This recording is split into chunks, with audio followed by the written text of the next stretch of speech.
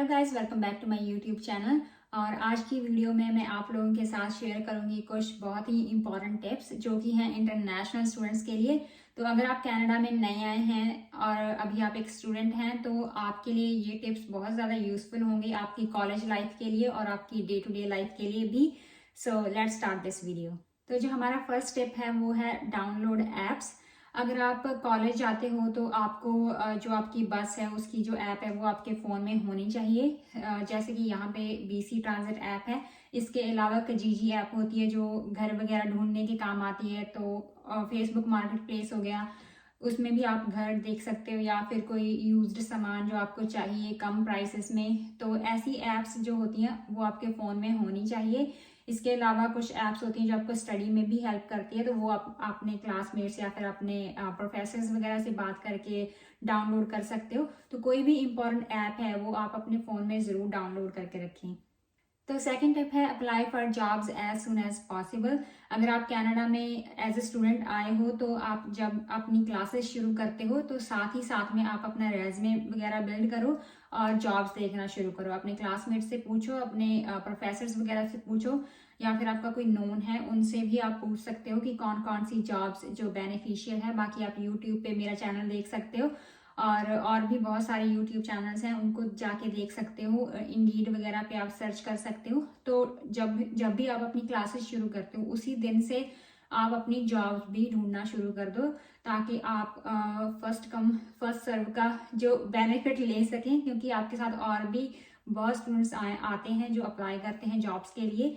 तो जितनी जल्दी आप अपना जॉब हंट स्टार्ट करोगे उतनी ही जल्दी आपको जॉब मिल जाएगी। हाँ जी, तो टिप नंबर 3 है लर्न कुकिंग स्किल्स। अगर आप एक स्टूडेंट हो और आप नहीं जानते कि अपना फूड कैसे कुक करना है तो आप धीरे धीरे इस चीज़ को सीख सकते हो यूट्यूब की हेल्प से।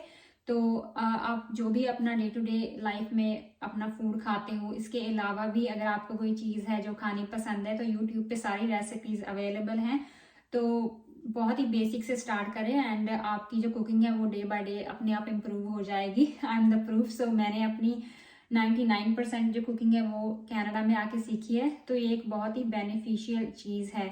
इसे आप जितनी जल्दी सीख लोगे उतना ही अच्छा है, क्योंकि ये आपके पैसे भी बचाता है और अगर आप अपने हेल्थ पे थोड़ा ध्यान देना शुरू करोगे तो आपको ऐसा होगा कि अपना फूड घर पे ही बना के खाएं, क्योंकि वही हेल्दी रहता है एंड वही हाइजीनिक भी रहता है। तो ये एक बहुत ही यूजफुल टिप है। अपने डे 1 से आप अपनी कुकिंग स्किल को भी इम्प्रूव करना शुरू करो। हाँ जी, तो टिप नंबर 4 है ज्वाइन इंटरनेशनल स्टूडेंट्स ग्रुप। वैसे तो आपके कॉलेज या यूनिवर्सिटीज़ में स्टूडेंट्स यूनियन बनी होती है स्टूडेंट्स की हेल्प के लिए, लेकिन ऑनलाइन भी बहुत सारे जो इंटरनेशनल स्टूडेंट्स ग्रुप्स बने होते हैं। हर एक शहर में भी बने होते हैं या फिर पूरे ग्लोबली भी बने होते हैं, जैसे कि टीम वी केयर हो गया, राइट। तो वैसे तो ये एक इन जनरल ग्रुप है पर इसे मैं इंटरनेशनल स्टूडेंट्स ग्रुप भी कंसीडर करूँगी, क्योंकि ये लोग इंटरनेशनल स्टूडेंट्स की बहुत हेल्प करते हैं। तो ऐसे जो ग्रुप्स है, चाहे वो ऑनलाइन है चाहे वो ऑफलाइन है, आपको पता होना चाहिए कि कौन से ग्रुप्स है और वो ग्रुप आपने ज्वाइन करने हैं अगर वो ऑनलाइन है। आपके शहर में अगर कोई कॉलेज ग्रुप्स बने हुए हैं इंटरनेशनल स्टूडेंट्स के लिए, वो भी आप ज्वाइन करें जितना जल्दी हो सके, क्योंकि उसमें बहुत सारी इंफॉर्मेशन जो होती है वो एडमिन्स होते हैं वो टाइम टू टाइम शेयर करते हैं आप लोगों के साथ। तो ये भी एक बहुत ही इंपॉर्टेंट टिप है ध्यान में रखने के लिए। तो टिप नंबर 5 है इम्प्रूव योर इंग्लिश और फ्रेंच स्किल्स। अगर आप कनाडा में एज ए स्टूडेंट आए हो तो आप धीरे धीरे नोटिस करोगे कि यहाँ की जो इंग्लिश है वो बहुत ज़्यादा डिफरेंट है जो हम इंडिया में बोलते हैं। यहाँ की इंग्लिश एक नेटिव इंग्लिश है, सेम एज जैसे कि हम हिंदी बोलते हैं या फिर पंजाबी बोलते हैं। तो ये लोग इंग्लिश को जो नेटिव तरीके से बोलते हैं, शॉर्टकट्स में बोलते हैं। तो ये चीज़ें भी आपको डे बाय डे सीखनी शुरू करनी होगी यहाँ आने के बाद। अगर आप किसी कनाडा में रहते हुए इंसान से इंटरेक्ट करते हो जो कि इंग्लिश प्रॉपरली बोलता है, तो आप उसके जो फ्रेजेस है उसको आप कॉपी करना शुरू करो, उसको सर्च करो, घर में आके गूगल करो उस चीज़ को कि उसने ऐसा बोला था, मुझे समझ नहीं आया कि उसका क्या मतलब है, राइट। तो ऐसे धीरे धीरे करके आप इंग्लिश जो है यहाँ की सीखनी शुरू कर दोगे। मैं एक्सेंट की बात नहीं कर रही, मैं यहाँ की इंग्लिश की बात कर रही हूँ। जितना जल्दी आप इस चीज़ पे भी वर्क करना शुरू कर दोगे तो by the time you will done with your study, तो आपकी जो इंग्लिश है वो बहुत ज़्यादा इम्प्रूव्ड हो जाएगी और आपको एक बहुत ही बढ़िया जॉब मिलने के चांसेस भी बढ़ जाते हैं। हाँ जी, तो जो नेक्स्ट स्टेप है वो है plan your day according to the weather. तो सभी के पास आईफोन्स होते हैं, आई नो, और आईफोन में जो वेदर ऐप होती है वो आपको डेली चेक करनी है। आपको घर छोड़ने से पहले, अगर आप स्टडी के लिए जाते हो, काम के लिए जाते हो, तो पहले आप अपनी वेदर ऐप को चेक करोगे, तभी आप घर से बाहर निकलोगे। तो कनाडा में आपको पता है कि वेदर का कोई भी पता नहीं होता, कि कभी भी किसी भी टाइम चेंज हो जाता है, कभी गर्मी हो जाती है, कभी सर्दी हो जाती है, स्पेशली समर्स में तो।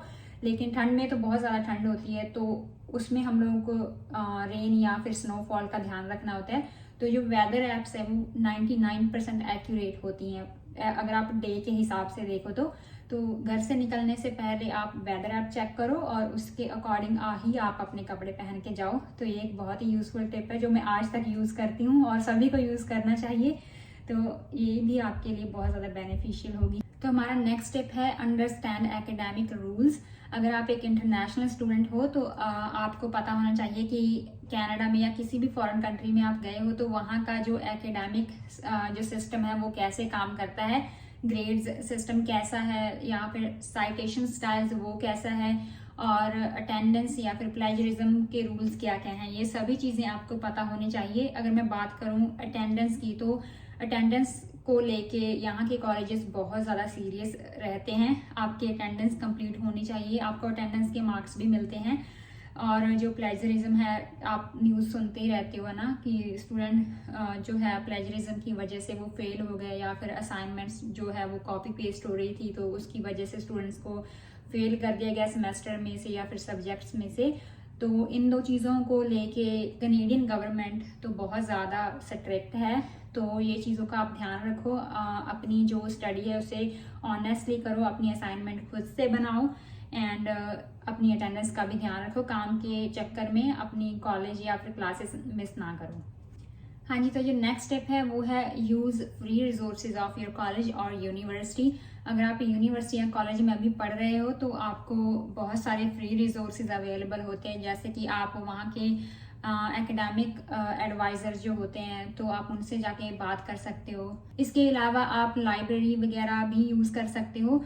तो अगर आपको अपनी असाइनमेंट्स कंप्लीट करनी है, एक क्वाइट एनवायरनमेंट चाहिए, तो आप अपनी लाइब्रेरी में जाके स्टडी कर सकते हो, वहाँ से आप बुक बोरो कर सकते हो, लैपटॉप्स वगैरह भी बोरो कर सकते हो।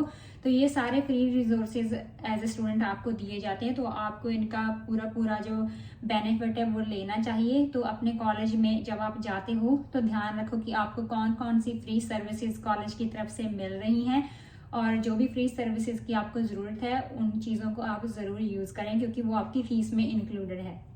तो इसी टिप के साथ मैच करता है हमारा अगला टिप, जो कि है find your favourite study spot. अगर आप लोग शेयरिंग में रहते हो, जो कि मोस्टली चांसेस होते ही हैं 99% कि आप अगर स्टूडेंट हो तो आपको बाकी लोगों के साथ शेयरिंग में रहना पड़ता है, बाकी स्टूडेंट्स के साथ। तो कई बार घर का एनवायरनमेंट ऐसा होता है कि वहाँ पे आप स्टडी नहीं कर सकते, तो आप अपने कॉलेज में या फिर कोई भी आपके आसपास कैफेटेरिया है या फिर कोई भी ऐसा एक पब्लिक लाइब्रेरी आप कह सकते हो, तो आपको ऐसा एक स्पॉट ढूंढना पड़ेगा जहाँ पे आप बैठ के स्टडी कर सको। मैं रेकमेंड करूँगी कि आपके कॉलेज में जो लाइब्रेरी है, या फिर कॉलेज वैसे ही बहुत बड़े होते हैं कनाडा में, जगह जगह पे बेंच लगे होते हैं, आपकी स्टडी के लिए स्पॉट्स बनाए होते हैं। तो आप अपना एक फेवरेट स्पॉट ढूंढ दो जहाँ पे बैठ के आप स्टडी कर सको, ताकि आपको घर में आके बाकी लोगों के साथ किच ना करना पड़े, राइट। तो आप अपनी क्लासेस के बाद वहाँ पे बैठ के अपनी स्टडी या फिर असाइनमेंट पे काम कर सकते हो, और इसके साथ आप जो है थोड़ा बहुत टाइम बाहर भी स्पेंड कर सकते हो इसी बहाने। तो जो हमारा नेक्स्ट स्टेप है वो है time your calls. I know जब हम कनाडा में आते हैं तो हमें बहुत ज़्यादा होम सिकनेस फील होती है, and which is completely natural. लेकिन जब भी आपके पास आपको थोड़ा सा टाइम हो जाए कनाडा में आए हुए, तो आप अपनी जो कॉल्स हैं उनको थोड़ा सा लिमिट करना शुरू कर दें, या फिर उनको ऐसा आप डिज़ाइन करो कि जब आप खाना खा रहे हो या आप खाना बना रहे हो तब आप अपने घर वालों से बात कर रहे हो। तो इससे क्या होगा कि आपका स्टडी का टाइम जो है वो भी ख़राब नहीं होगा, और काम का जो टाइम है उसे आप मैनेज नहीं कर सकते। तो आपके पास घर वालों से कॉल करने का एंड स्टडी का यही दो चीज़ें बचती हैं। तो आपको अपनी कॉल्स को थोड़ा लिमिट में करना होगा, आपको अपनी स्टडी पे ज़्यादा फोकस करना होगा। तो गाइज अगला टिप है एक्सप्लोर योर सिटी।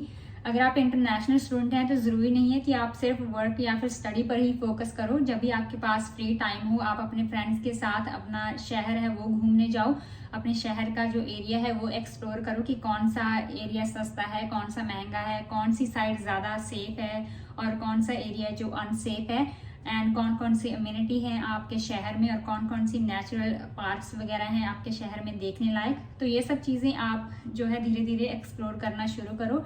इससे 2 बेनिफिट होंगे। एक तो आपको पता चलेगा कि आपका एरिया कैसा है जहाँ पे आप रह रहे हो, एंड सेकेंडली ये चीज़ें आपके मेंटल वेल बीइंग के लिए बहुत ज़्यादा अच्छी हैं, आपको स्ट्रेस फ्री रखता है अगर आप बाहर घूमते हो। तो एज ए स्टूडेंट मैं कहूँगी कि घर पे ही मत रहो, चाहे आपके पास काम है नहीं है, आप बाहर घूमने ज़रूर जाओ, चाहे सैर करने ही चले जाओ, लेकिन अपना जो एरिया है, आपके सराउंडिंग्स हैं, उसको ज़रूर एक्सप्लोर करो। तो ये एक स्ट्रेस से बचने का बहुत ही बढ़िया सोल्यूशन है। तो जो हमारा नेक्स्ट स्टेप है वो है बिल्ड योर नेटवर्क। अगर आप कनाडा में इंटरनेशनल स्टूडेंट के तौर पे आए हो तो आप अपनी क्लास के डे 1 से ही अपने दोस्त बनाना शुरू करो। अगर आपको काम मिल गया है तो काम पे भी दोस्त बनाना शुरू करो। ज़रूरी नहीं कि किसी को अपना बेस्ट फ्रेंड ही बनाना होता है, आपका कोई जानकार भी हो सकता है जिसको आप थोड़ा बहुत जानते हो, जिसके साथ आप डेली कम्युनिकेट करते हो। तो आपकी जानकारी में ऐसे 3-4 लोग होने चाहिए जिनको आप कभी भी कॉल करो तो वो आपकी कॉल पिक करें, आपकी हेल्प करने के लिए रेडी रहें। तो अगर आपके पास 3-4 लोग भी अवेलेबल होंगे तो वो आपकी रेफरेंस के तौर पे काम आ सकते हैं। अगर आपको कोई इमरजेंसी है तो उसके लिए भी आपको काम आ सकते हैं। तो चाहे आप एक इंट्रोवर्ट हो, चाहे आप एक एक्सट्रोवर्ट हो, तो आपके पास फ्रेंड्स ज़रूर होने चाहिए कनाडा में। लाइक इट और नॉट, आपको यहाँ पे फ्रेंड बनाने ही पड़ेंगे क्योंकि यहाँ पे आपकी फैमिली या फिर कोई भी और लोग नहीं होते हैं आपको सपोर्ट करने के लिए। सभी लोग अपनी लाइफ में बिजी होते हैं। तो ट्राई करो कि जितने ज़्यादा फ्रेंड बना सकते हो उतने ज़्यादा फ्रेंड आप बना के रखो, और जब उनको ज़रूरत हो तो आप भी उनकी हेल्प करो। ऐसा नहीं कि आप उनको अपने बेनिफिट के लिए ही दोस्त बनाओ। अगर वो आपको किसी चीज़ के लिए कॉल करते हैं तो आप भी उनके लिए अवेलेबल रहो, उनकी हेल्प करो। तो गाइज ये थे कुछ टिप्स जो मैं आप लोगों के साथ शेयर करना चाहती थी। आई होप ये टिप्स आपकी कॉलेज लाइफ में या फिर डे टू डे लाइफ में काम आएंगे। और बहुत सारी चीज़ें अभी भी पेंडिंग है तो मैं वीडियो को ज़्यादा लंबा नहीं बनाना चाहती हूँ। तो जो मेन टिप्स थे वो मैंने आप लोगों के साथ ऑलरेडी शेयर कर दिए हैं इस वीडियो में। तो अभी ये आप पे है कि आपको ये वीडियो आगे अपने फ्रेंड्स के साथ शेयर करना है या नहीं। तो मैं तो कहूँगी कि ज़रूर शेयर करो क्योंकि ये एक बहुत ही बेनिफिशियल वीडियो है सभी इंटरनेशनल स्टूडेंट्स के लिए। तो अगर आपको ये वीडियो अच्छी लगी तो प्लीज़ वीडियो को लाइक ज़रूर करें। एंड अगर आप मेरे चैनल पे नए हैं और अभी तक आपने मेरा चैनल सब्सक्राइब नहीं किया है तो मेरा चैनल भी ज़रूर सब्सक्राइब कर लें। एंड मैं मिलती हूँ आप लोगों को एक नई वीडियो के साथ नेक्स्ट टाइम। तब तक के लिए take care and bye bye.